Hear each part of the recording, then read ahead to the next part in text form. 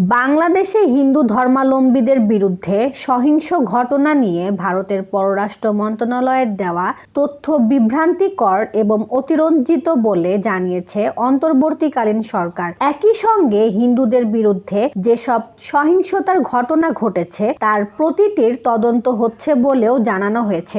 20 December শুক্রবার রাতে প্রধান উপদেষ্টার প্রেস উইং ফ্যাক্টসের ফেসবুক পেজে এ সংক্রান্ত একটি পোস্ট দিয়ে এসব তথ্য জানানো হয়েছে।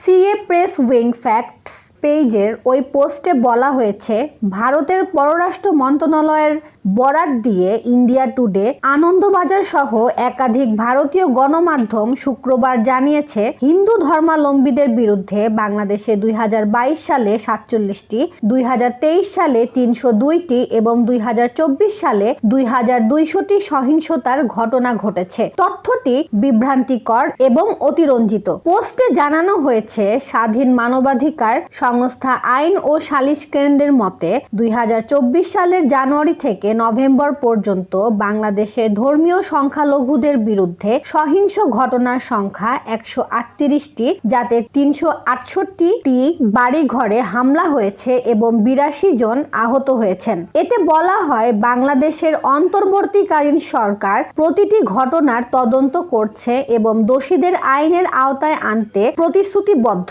পুলিশ সদর দপ্তরের তথ্য অনুযায়ী 4 আগস্ট থেকে 10 ডিসেম্বরের মধ্যে অন্তত 97টি মামলা দায়ের করা হয়েছে এবং আগস্ট থেকে এ পর্যন্ত ধর্মীয় সংখ্যালঘুদের ওপর হামলার অভিযোগে 75 জনকে গ্রেপ্তার করা হয়েছে। পোস্টে আরও জানানো হয়, এসব ঘটনার বেশিরভাগই 5 আগস্ট থেকে 8 আগস্টের মধ্যে ঘটেছে, যখন দেশে কোনো সরকার ছিল না। এসব হামলার বেশিরভাগই ঘটেছে রাজনৈতিক কারণে। প্রেস উইং এর পক্ষ থেকে এ ধরনের অপরাধ নিয়ে বিভ্রান্তিকর তথ্য দেওয়া থেকে বিরত থাকার জন্য সবার প্রতি অনুরোধ জানানো হয়েছে।